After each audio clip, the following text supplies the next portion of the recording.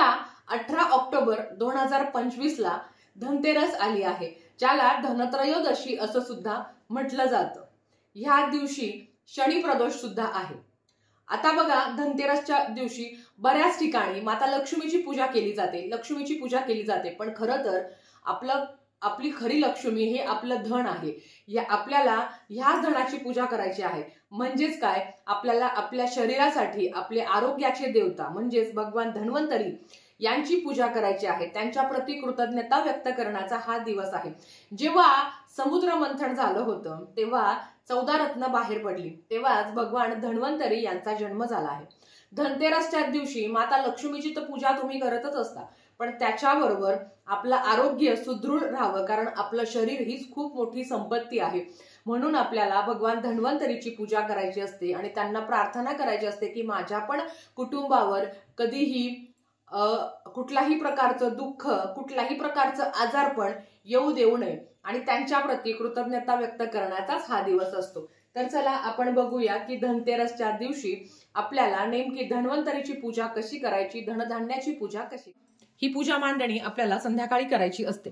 मी दोन्ही ठिकाणी समई लावून घेतलेली आहे, तुपाचा दिवा सुद्धा लावलेला आहे। दीप प्रज्वलनानेच आपल्याला सेवेला सुरुवात करायची आहे। मी आता इथे दिव्याला हळदी कुंकू अक्षदा अर्पण करून घेते। दिव्याची पूजा करूया आणि नंतर सेवेला सुरुवात करूया। सर्वप्रथम पूजेची सुरुवात आपण दीप प्रज्वलनाने केली आणि त्याच्यानंतर आपल्याला आचमन करायचं आहे। धनतेरसच्या सेवेच्या आधी आपल्याला आचमन करायचं आहे। आचमन कसं करायचं तुम्हा सगळ्यांना माहिती आहे, तरी एकदा सांगते। आपल्याला डाव्या हाताने उजव्या हातावर पाणी घ्यायचं असतं आणि भगवान विष्णूंचे 24 नावं तुम्हाला घ्यायचे आहेत। तुम्ही 24ही घेऊ शकता, नाहीतर तुम्ही 3 नाव घेऊ शकता आणि चौथ्यांदा पाणी सोडायचं आहे। सर्वप्रथम ओम केशवाय नमः असं बोलून पाणी ग्रहण करायचं। नंतर ओम नारायणाय नमः, ओम गोविंदाय नमः हे म्हणून 3 वेळा पाणी ग्रहण करायचं आणि चौथ्यांदा आपल्याला ओम विष्णवे नमः याला म्हणता आचमन करणं। आचमन करून झालं की नंतर आपल्याला संकल्प करायचा आहे। संकल्प करत असताना डाव्या हाताने उजव्या हातात पाणी घ्यावं, त्या पाण्यावर आपल्याला हळद कुंकू अर्पण करायचे आहे आणि फूल घ्यायचं आहे आणि आपल्याला संकल्प करायचा आहे। आता संकल्प का करावा, तर आपल्याला धनतेरसच्या दिवशी आपण भगवान धन्वंतरी देवांची पूजा करत असतो, जे आरोग्याची देवता मानली गेली आहे। त्यांना आपल्याला प्रार्थना करायची आहे। सर्वप्रथम आपलं नाव बोलावं, आपलं गोत्र बोलावं। ज्यांना गोत्र माहिती नाही त्यांनी काश्यप गोत्र बोलावं। हे बोलल्यानंतर मी माझ्या कुटुंबात धनधान्य लक्ष्मी नांदावी, घरच्यांना सुख शांती मिळावी म्हणून धन्वंतरी देवांची ह्या धनतेरसला पूजा करत आहे असं म्हणायचं आणि पाणी सोडून द्यायचं। पाणी सोडून दिल्यावर आपल्याला पळीभर पाणी परत हातात घ्यायचं आहे। या पद्धतीने याला म्हणता संकल्प करणं। आता हा संकल्प करून झाल्यावर सर्वप्रथम येते ती गणपती बाप्पांची पूजा।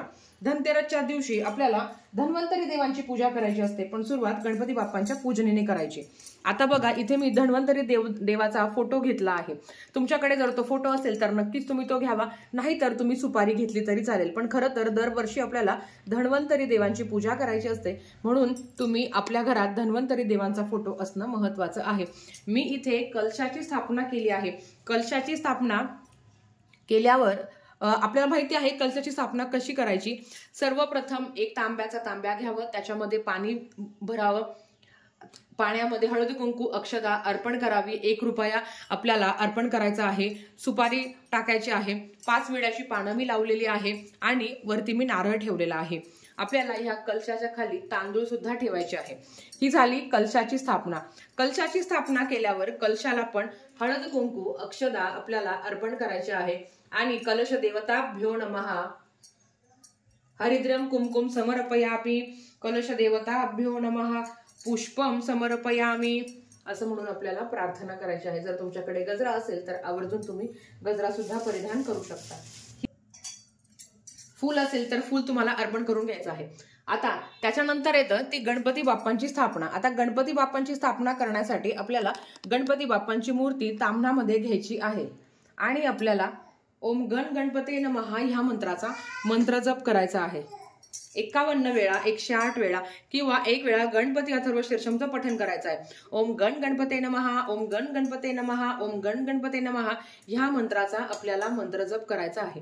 51 वेळा, 21 वेळा गणपती बाप्पांच्या मूर्तीवर ओम गण गणपते नमः या मंत्राचा मंत्र जप करून झाल्यावर मूर्ती ताम्हणातून काढून घ्यावी आणि स्वच्छ लाल वस्त्राने ती आपल्याला स्वच्छ करायची आहे। मूर्ती स्वच्छ करून झाल्यावर इथे त्याच्यावर आपल्याला गणपती बाप्पांची 2 विड्याची पानं घ्यावी आणि त्याच्यावर आपल्याला गणपती बाप्पांची स्थापना करायची आहे। ओम गण गणपते नमः, ओम गण गणपते नमः, वक्रतुंड महाकाय सूर्यकोटी समप्रभ निर्विघ्नं कुरु मे देव सर्व कार्येषु सर्वदा। तुमच्याकडे जर लाल फूल असेल तर ते गणपती बाप्पाला अर्पण करावं, जर दुर्वा असेल तर दुर्वा गणपती बाप्पांना अर्पण करावी आणि गणपती बाप्पांना गुळ खोबऱ्याचा नैवेद्य तुम्हाला अर्पण करायचा आहे। नैवेद्यम समर्पयामी श्रीमद महागणाधिपतये नमः। जेव्हा तुम्ही हळद कुंकू अक्षता अर्पण करत असता तेव्हा तुम्हाला असं म्हणायचं की गणपती बाप्पा मी तुम्हाला हळद कुंकू अर्पण करत आहे, गणपती बाप्पा मी तुम्हाला फूल अर्पण करत आहे आणि नंतर गणपती बाप्पा मी तुम्हाला नैवेद्य अर्पण करत आहे। तर ही झाली गणपती बाप्पांची स्थापना। गणपती बाप्पाची स्थापना करून झाल्यावर ह्या दिवशी आपल्याला माता लक्ष्मीची सुद्धा पूजा करायची असते। तुमच्या घरात जर माता लक्ष्मीचा फोटो असेल तर तोही तुम्ही ठेवू शकता, नाहीतर तुमच्या घरात मूर्ती असेल तर मूर्ती सुद्धा ठेवू शकता। आता तुम्ही फोटो कुठला ठेवायचा तर बघा, तुमच्या घरात माता लक्ष्मीचा फोटो असेल ज्याच्या बरोबर सरस्वती आहे, गणपती बाप्पा आहे तर तोही तुम्ही ठेवू शकता। माझ्याकडे मूर्ती आहे म्हणून मी इथे मूर्ती स्थापन करून घेतली आहे। आता इथे मूर्ती ठेवण्याच्या आधी आपल्याला मूर्तीवर सुद्धा अभिषेक करायचा असतो। तर मूर्ती तुम्हाला ताम्हणातून आपल्याला ताम्हणात ठेवायची आहे आणि 1 वेळा श्री सुक्तमचं पठण करायचं आहे, नाहीतर ओम श्रीम नमः, ओम श्रीम नमः, ओम श्रीम नमः, नाहीतर ओम श्री महालक्ष्मी देव्याय नमः, ओम श्री महालक्ष्मी देव्याय नमः। तुम्हाला जो माता लक्ष्मीचा मंत्र येतो तो तुम्हाला म्हणायचा आहे। तुम्ही पंचामृताने अभिषेक घालू शकता, तुम्ही पाण्याने अभिषेक घालू शकता, जे तुमच्याकडे उपलब्ध आहे त्याने तुम्हाला माता लक्ष्मीच्या मूर्तीवर अभिषेक करून घ्यायचा आहे। अभिषेक केल्यावर जे काही आपण आचमनाचं पाणी आहे ते तुम्ही कुठल्याही झाडाला अर्पण करू शकता आणि जे काही आपण देवांच्या मूर्तींवर अभिषेक केला आहे तर ते सुद्धा तुम्ही तुळशीला सोडून कुठल्याही झाडाला तुम्ही अर्पण करू शकता। इथे माता लक्ष्मीची मूर्ती मी ठेवलेली आहे। नंतर माता लक्ष्मीला हळद कुंकू अक्षता अर्पण करायची आहे। ओम श्री महालक्ष्मी नमः किंवा ओम श्री महालक्ष्मी देव्याय नमः किंवा जो बीज मंत्र आहे ओम श्रीम नमः, ओम श्रीम नमः, ओम श्रीम नमः या पद्धतीने तुम्हाला पठण करायचं आहे।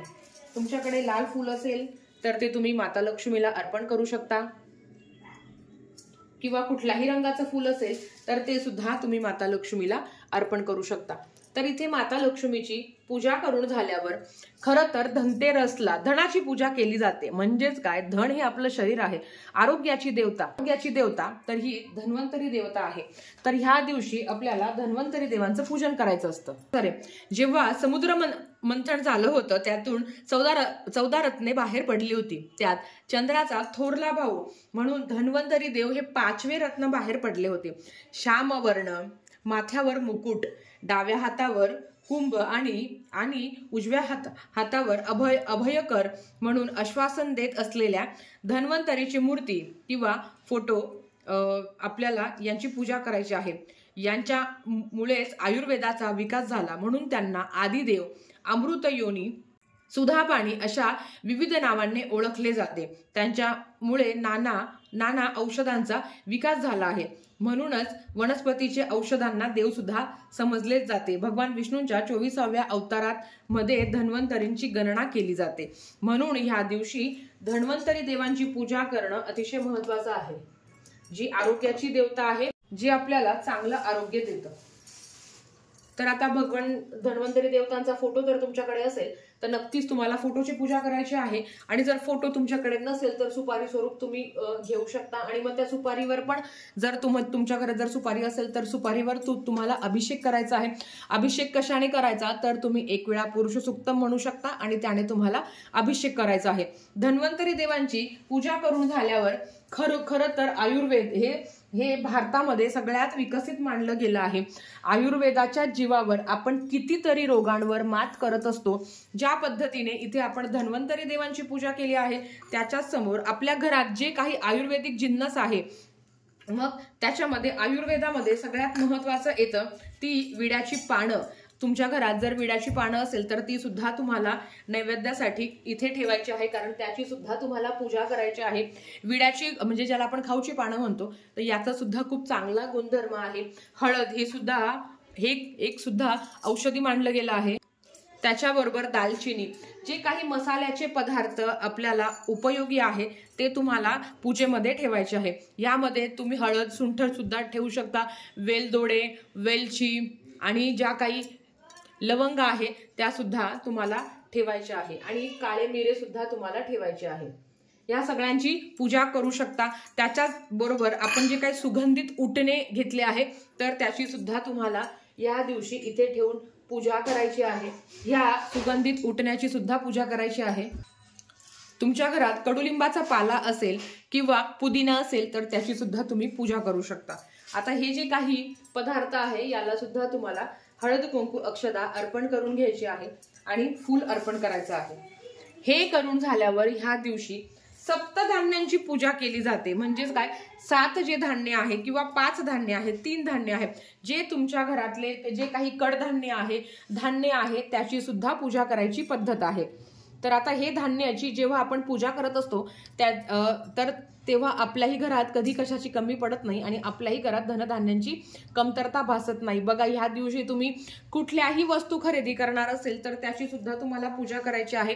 धनतेरसच्या दिवशी कुठकुठल्या वस्तू तुम्ही खरेदी करू शकता तर त्या संदर्भात व्हिडिओ केला आहे. नक्की तो जाऊन तुम्ही चेक करा की जेणेकरून तुम्हाला मदत होईल. तर हे जे काही सप्तधान्य आहे, 5 धान्य आहे किंवा 3 धान्य तुम्हाला ठेवायचे असेल ते तुम्ही ठेवू शकता.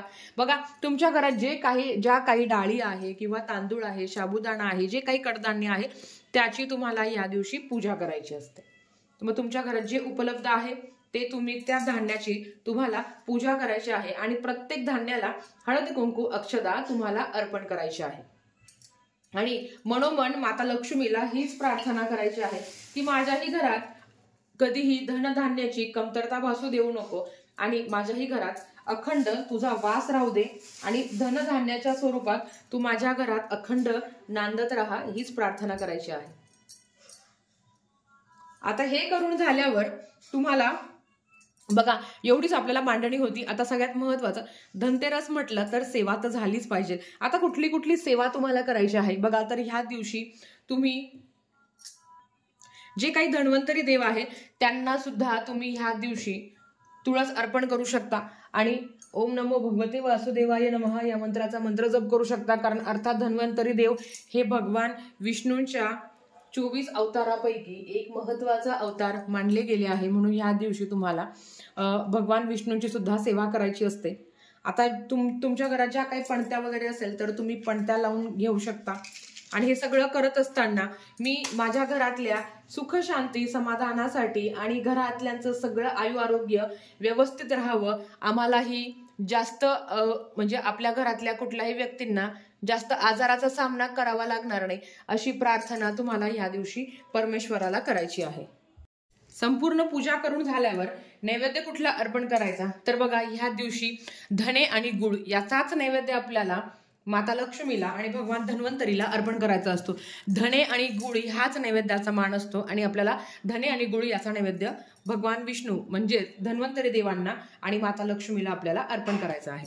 तर ह्याच पद्धतीने आपल्याला पूजा करायची आहे.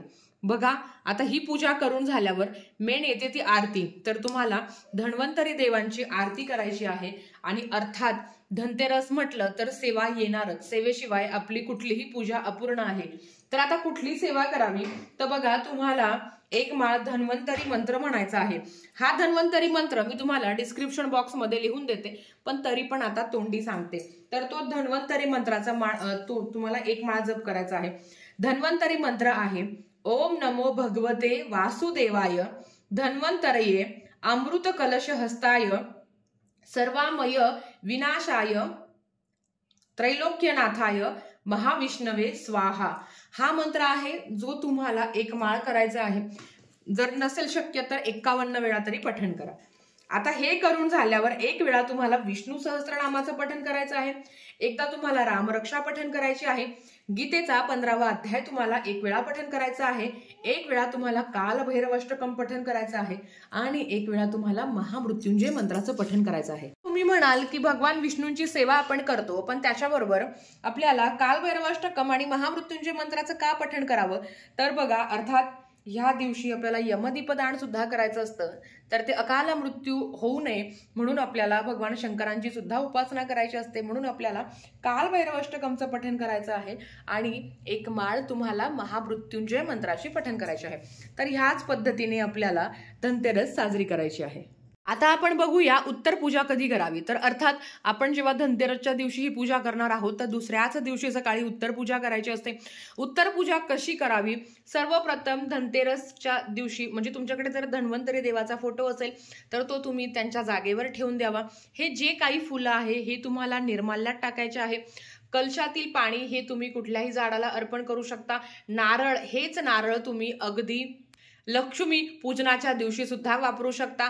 जी काही विड्याची पानं आहे, ज्याला आपण खाऊची पानं म्हणतो, तर ते तुम्ही कुठल्याही निर्माल्यात टाकून देऊ शकता किंवा जवळच्या झाडाजवळ तुम्ही ठेवू शकता।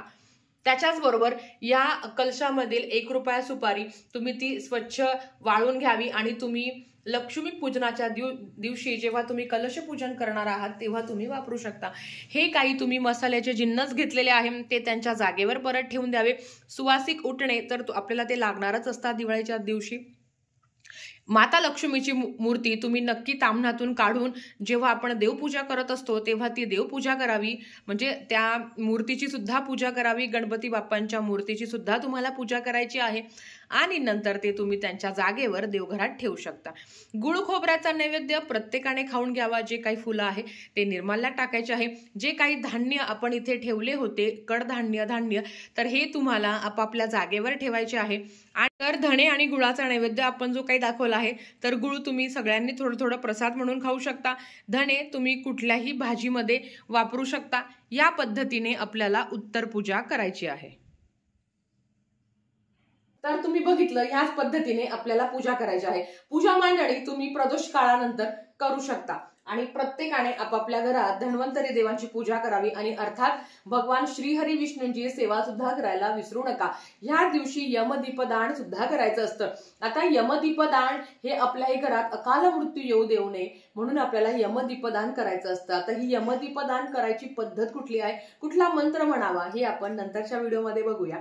आत्तासाठी फक्त इतकंच। झालेली सेवा स्वामींच्या चरणी मी रुजू करते आणि आजचा व्हिडिओ इथेच थांबवते। आवडला असेल तर लाईक, शेअर, सबस्क्राईब करा। भेटूया परत अशाच एका नवीन व्हिडिओ सोबत। तोपर्यंत श्री स्वामी समर्थ।